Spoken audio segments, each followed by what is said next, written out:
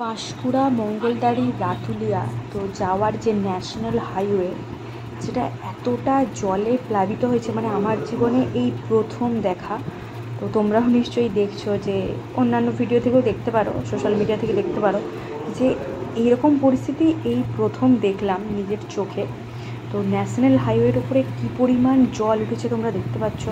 তো এই জলের জন্য কিন্তু গত দুদিন বাস চলাচল, গাড়ি চলাচল বন্ধ ছিল, কিন্তু আজকে আবার পরিস্থিতি স্বাভাবিক হয়ে গাড়ি চলাচল করতে দিচ্ছে। আসলে পাঁশকুড়ায় কংসাবতী নদী 2-3 জায়গায় বাঁধ ভেঙেছে এই নদীর।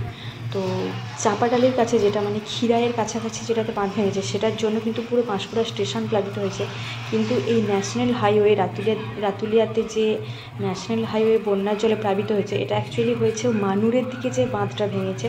তো ওটা নাকি শুনেছি 30 থেকে 40 ফুট, মানে একদম এতটা চওড়াভাবেই বাঁধটা ভেঙেছে, এবং সেখান দিয়ে জল এত হুহু করে আসছে। তো সেখানকার গ্রাম সমেত পুরো ন্যাশনাল হাইওয়ে দেখতে পাচ্ছ যে পুরো জলের তলায় একদম প্লাবিত হয়েছে।